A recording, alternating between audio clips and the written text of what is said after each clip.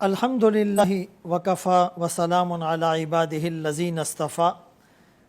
دیکھیں، امت پارا پارا نہ ہو، امت میں انتشار نہ ہو، اس کے لیے جو نقطہ وحدت ہے اس کو انتشار سے بچانا پڑے گا۔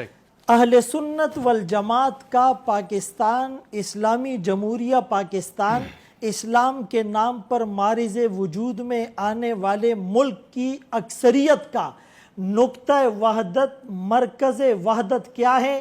اللہ کی توحید، رسول اللہ صلی اللہ علیہ وسلم کی رسالت، ازواج نبی، امہات المومنین، اہل بیت اطہار اور قدسی صفات پر مشتمل صحابہ کی جماعت ہے۔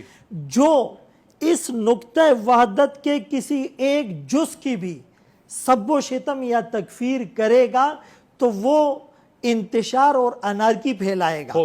میں اور آپ مسلمان ہیں، ہمارے پاس ہمارے مسلمان ہونے کی ظاہری دلیل ہے، قرآن اور سنت سے کوئی دلیل نہیں، لیکن وہ صحابہ کہ جن کے دلوں کے تقوی اور پاکیزگی کی گواہی قرآن نے دی، امتحن اللہ قلوبہم للتقوی، وہ صحابہ جو مخاطبین اولین تھے، جن کے بارے میں رب نے کہا کلًا وعد اللہ الحسنی، وہ صحابہ جن سے اللہ نے اپنی رضامندی کا اعلان کیا، رضی اللہ عنہم ورضوا عنہ، وہ صحابہ جن کے بارے میں بیت رضوان سورہ فتح میں لقد رضی اللہ عن المؤمنین کی آیت نازل ہوئی، وہ صحابہ جن کے بارے میں محمد الرسول اللہ والذین معہ اشداء علی الکفار رحماء بینہم تراہم رکعا سجدا، وہ صحابہ جنہیں قرآن نے اولئک ہم الصادقون، اولئک ہم الفائزون، اولئک ہم الراشدون،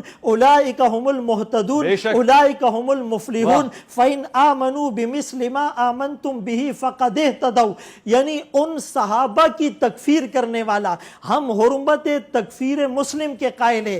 ایک عام ادنا گناہگار مسلمان کو کافر کہنے والا خود کافر ہوتا ہے۔ بخاری شریف کے اندر رسول اللہ صلی اللہ علیہ وسلم کی حدیث ہے، من قال لأخیہ یا کافر فقد باء بہ او بہا احدہما، جو کسی ایک انسان کو کافر کہے اور وہ کافر نہیں ہے تو وہ فٹ بال کی طرح لوٹ کر اس پر کفر کا فتویٰ لگ جائے گا۔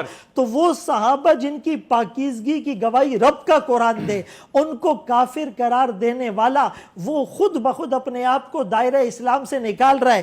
دیکھیں، بخاری شریف کے اندر، ترمذی کے اندر، مسلم کے اندر یہ ابواب ہے، من سب اصحاب النبی صلی اللہ علیہ وسلم، تحریم سب صحابہ، کہ فرمائے صحابہ کو کافر کہنے والا، صحابہ کو سب و شتم کرنے والا مسلمان نہیں ہے۔ ہم 1300-1400 سال کے قرآنی آیات، احادیث نبوی پیش کر رہے ہیں۔ رسول اللہ صلی اللہ علیہ وسلم نے فرمایا اللہ اللہ فی اصحابی، ہر جمعے کے خطبے میں خطیب پڑھتا ہے کہ میرے صحابہ کے بارے میں اللہ سے ڈرو، کہ جس نے ان سے محبت کی فبحبی احبہم، میں ان سے محبت کروں گا، جو ان سے بغض کرے گا میں ان سے بغض کروں گا، لا تتخذوہم غرضا من بعدی غرضا، میرے بعد انہیں تنقید کا نشانہ نہ بنانا۔ جو صحابہ کو تکلیف دے گا حدیث، وہ مجھے تکلیف دے گا، جو مجھے تکلیف دے گا اللہ کو تکلیف دے گا، جو اللہ کو تکلیف دے گا اللہ جلد اس کو پکڑے گا۔ میں ایک مسئلہ واضح کرنا چاہتا ہوں، اس بات کو سن لیں کہ ہر ملک کی ایک جغرافیائی سرحد ہوتی ہے، ایک نظریاتی سرحد۔ حملہ ہوتا ہے، وہ جغرافیائی سرحد پر ہو تو 6 سپٹمبر 1965 کو اینٹ کا جواب پتھر سے دیا گیا۔ حملہ نظریاتی سرحد پر ہو تو اینٹ کا جواب پتھر سے دیا جائے گا۔ اصحاب کرام ہمارے لیے سروں کا تاج ہے، آنکھوں کا سرما ہے، دل کی دھڑکن ہے، ہمارا ایمان ہے، ہمارا مان ہے، ہماری شان ہے۔ اسی طرح اہل بیت اطہار اور حضرت علی رضی اللہ تعالیٰ عنہ اور حسنین کریمین ہمارے سروں کے تاج ہیں.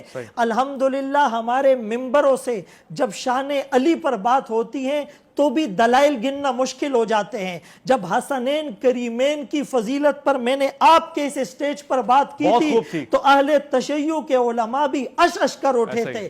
ہم بالکل ہمارے محافل میں ہمارے ممبر و محراب سے ایسی باتیں نہیں ہوتی. وہ کہہ رہے ہیں کلعدم تنظیموں کے ساتھ میں یہ مسئلہ سمجھانا چاہ رہا ہوں کہ دیکھیں ایک ہوتا ہے بغیر ایویڈنس کے بات کرنا.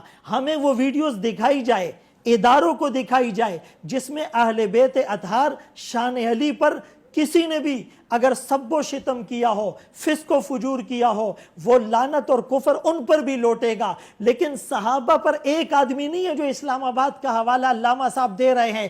میں 20 مجالس کے اندر ہونے والی گستاخیوں کو ریفرنسز کے ساتھ کوٹ کر سکتا ہوں. کبھی خدا کی توہین ہوتی ہے کہ خدا کا دل بہلانے کے لیے پنجتن پاک کو بلایا گیا. کبھی رسول اللہ صلی اللہ علیہ وسلم کے بارے میں کہا جاتا ہے کہ جو خدا اپنے نبی کے دانت بچانے کے لیے نہیں آیا وہ تیری مدد کے لیے کیا آئے گا. کبھی صدیق اکبر پر کفر کا فتویٰ, وہ حضرت عمر جس کے بارے میں حدیث میں ہے ان اللہ جعل الحق علی لسان عمر و قلبی, جس اللہ نے عمر کی زبان پر اور دل پر حق کو جاری کیا. لو کان نبی بعدی لکان عمر, میرے بعد نبی ہوتا عمر ہوتا. اسی طرح امہات المومنین میں امی عائشہ رضی اللہ تعالیٰ عنہ کی صداقت کی گواہی قرآن سبحانہ ھذا بہتان عظیم میں دیتا ہے. تو یہ ایک واقعہ نہیں ہے, یہ 20 مجالس کے سینکڑوں واقعات ہیں. اور آپ نام لے کر کہے کہ جو صدیق اکبر کی تکفیر کرتا ہے, جو فاروق اعظم, جو عثمان غنی, جو امیر معاویہ, جو امی عائشہ, جو بناتے رسول کسی کی بھی تکفیر کرتا ہے, آپ نام لے کر کہے کہ وہ کافر ہو گیا. ہم کافر بناتے نہیں ہیں, یہ نقطہ سمجھ لے, ہم کافر بتاتے ہیں. پاکستان کی LOC پہلے سے طے ہے, ہم تو پاکستان آرمی صرف بتاتی ہے, اسے کراس نہ کرنا. یہ حدود نظریاتی سرحدیں یہ رسول اللہ صلی اللہ علیہ وسلم نے اور صحابہ نے بتائیے. خود ہی اس باؤنڈری کو, اس LOC کو کوئی کراس کرنے والا ہے, ہم صرف اس کو انڈیکیٹ کر رہے ہیں کہ تم باؤنڈری پار کر رہے ہو, تم سرحد کراس کر رہے ہو, تم دائرہ اسلام سے نکل رہے ہو. تو علماء کا کام کافر بنانا نہیں ہے, کافر بتانا ہے. یہ اگر آپ اپنی زبانوں سے بتائیں گے تو ہمارے لیے کام آسان ہو جائے گا.